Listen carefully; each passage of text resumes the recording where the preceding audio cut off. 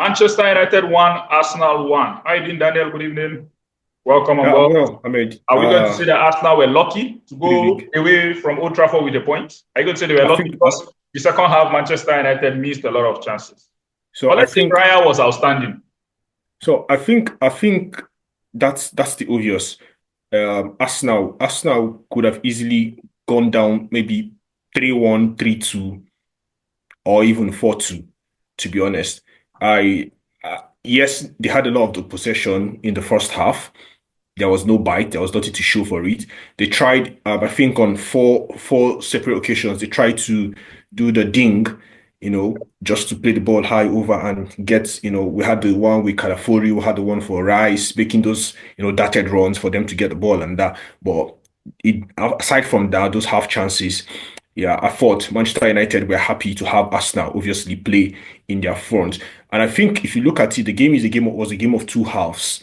I think first half, Manchester United was happy to allow Arsenal just play in their front and pass the ball from side to side and get the ball and play on the break, which we know for the last, 4 or 5 years, that's what Manchester United, or even more, that's what Manchester United have been best for, playing on the counter offensive football. So I thought in the second half they became obviously the Bruno's goal late in the first half. I would believe gave them the confidence and also caused the managers to tweak the whole tactics a bit. If you see second half, Manchester United held on the ball better.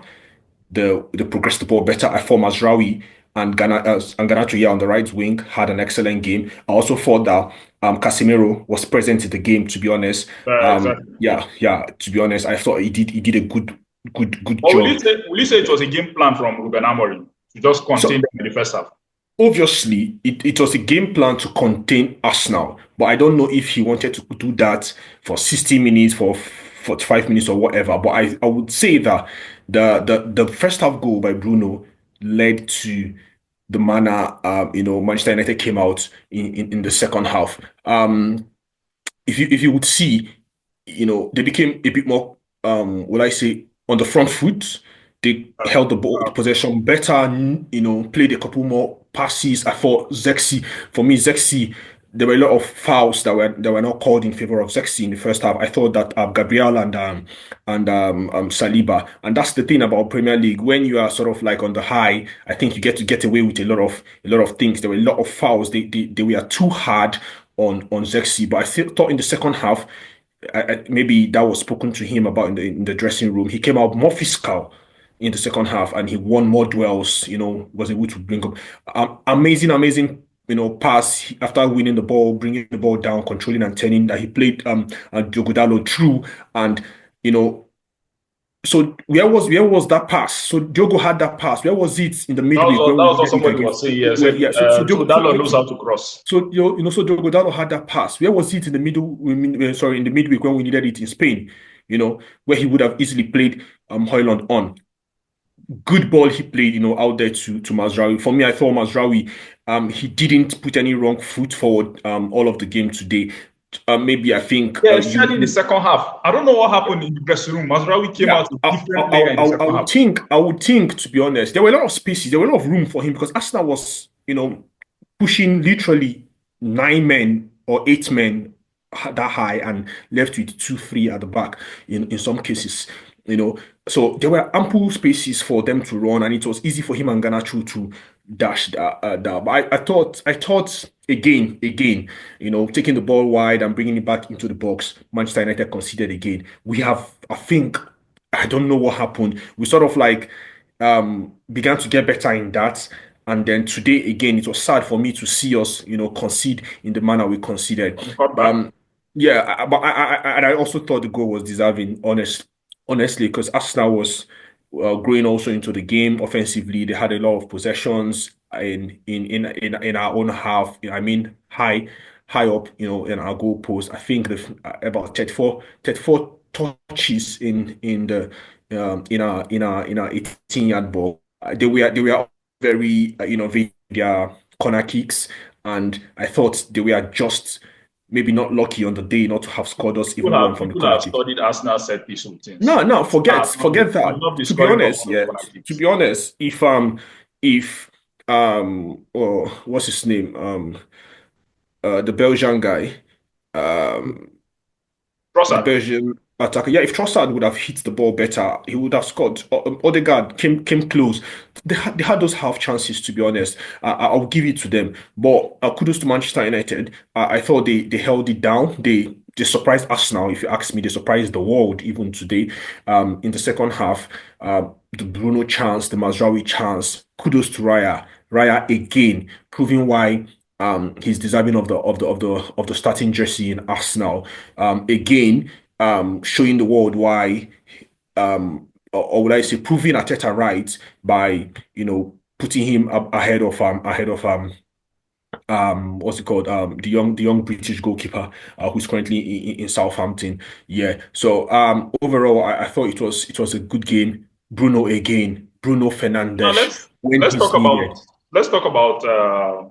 the was I don't know his first name, the Heaven guy, his Oh cameo. yeah, heaven. Let's talk about Yeah. it. So heaven. Yeah. So if you ask me, I've been saying something all season long. I said as long as our central back and our left back, right back positions are concerned, I think we are sorted. And I maintain this thing. We are sorted.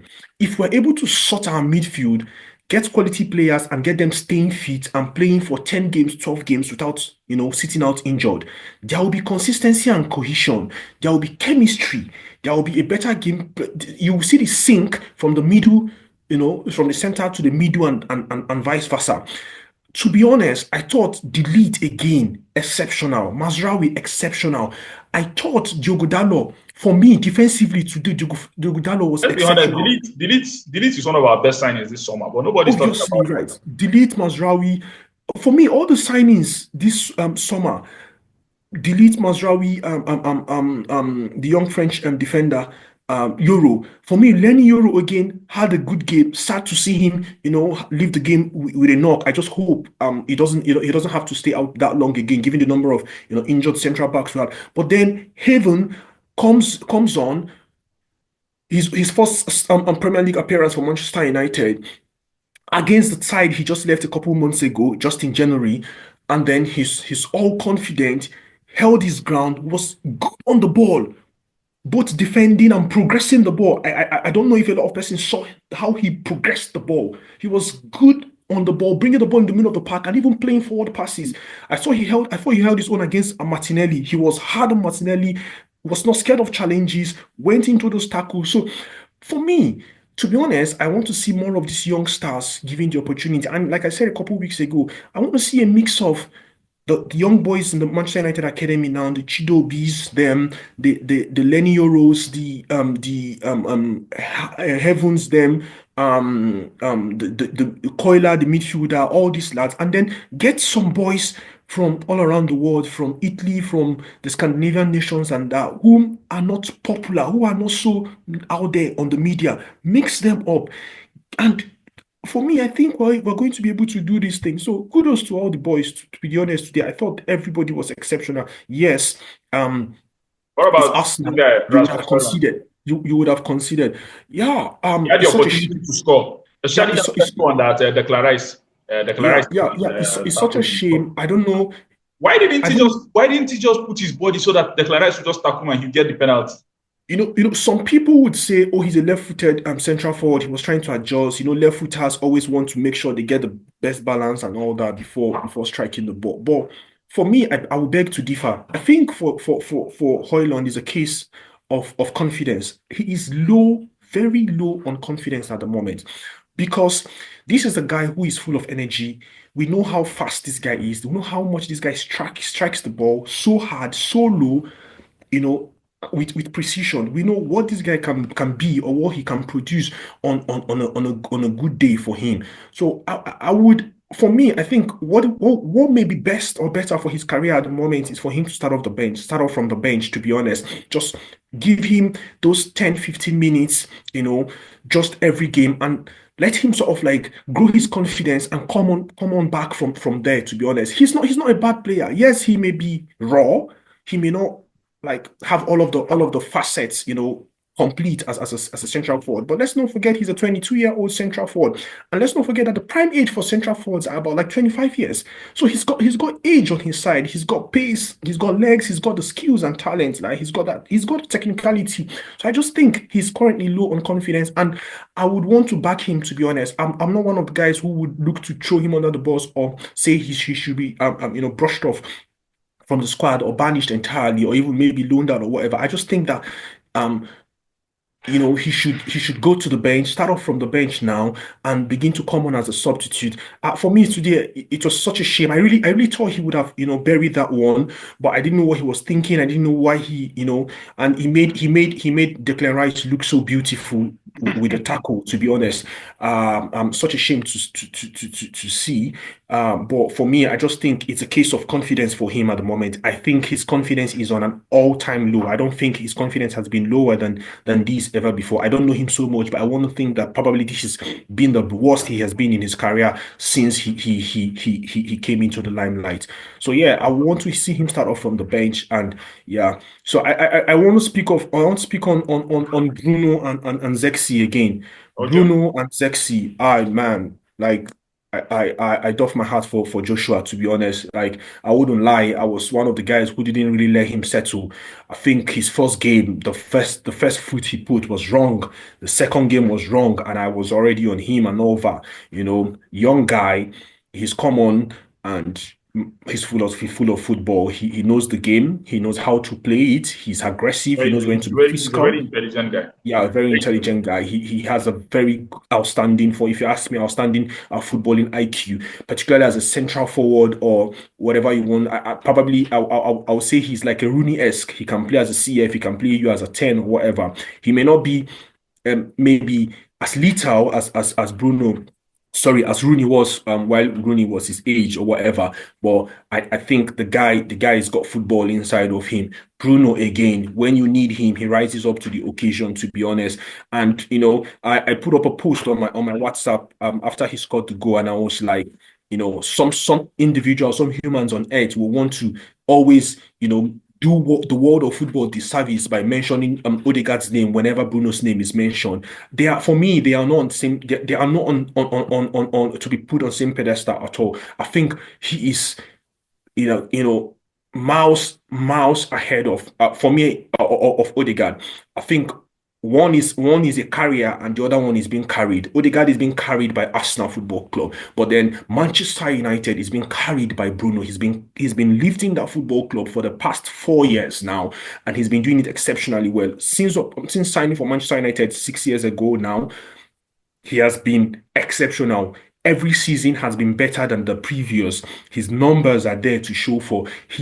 Eh, Whatever. Everybody, you may tell me how much he cries on the pitch, his antics or whatever, but for me, I want to see it from a different angle. I see him as a winner who wants to win, who is always dissatisfied when he's not winning, when things are not going right. You may say that, oh, there may be a better way he should show it or whatever, but I care less. We are all different human beings. We express in different ways. For me, Bruno is exceptional. He's Manchester United, and he's one that we can build a football club around. And we'll say we can build a football club around Bruno Fernandes. That was what the world thought that Pogba would have been in Manchester United, to be honest. But sadly, it never happened.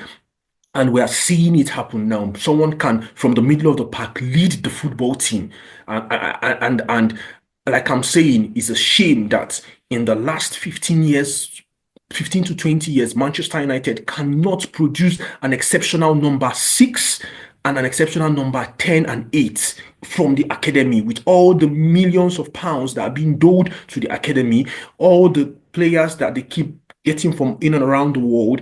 It is a shame that we are at the point where we can't comfortably say we have two or three amazing players that we can say these are number sixes, or these are number eights and number 10, and we are still looking around the world to get. It's a shame, to be honest. I am embarrassed. I feel so ashamed that Manchester United cannot, off its academy, produce proper midfielders to save our day.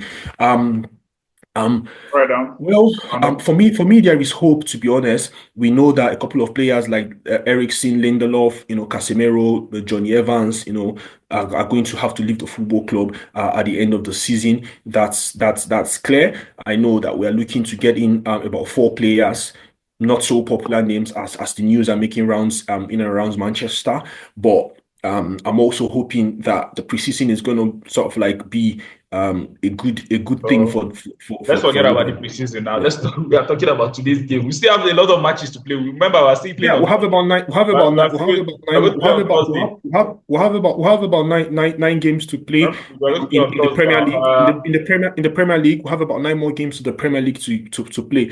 Um, um, Uh, um, I I think okay. the last the Let's last round four up. five Let's I round. think the last four games for Manchester United have been decent. I'm not saying exceptional, but I think we're beginning to see them grow in confidence. The players are beginning to believe more in what they are doing or what they have been practicing, and we're seeing things begin to come together. So I'm hoping that come midweek.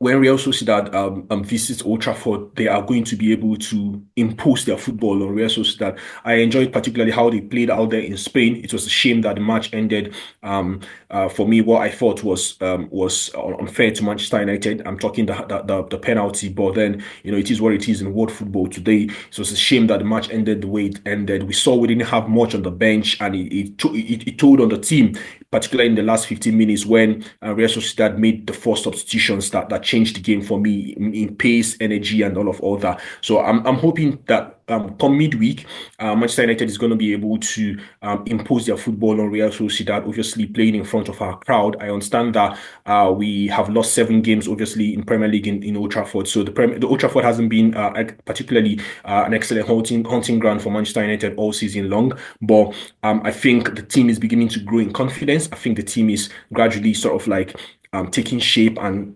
obviously being confident enough to express. So that gives me the confidence going into Thursday that Manchester United is going to be able to qualify ahead of Real Sociedad. All right, Dan. Thank you very much for joining me. See you next Thank time. you so much, Ahmed, for having me. Do enjoy the rest of your evening. You too.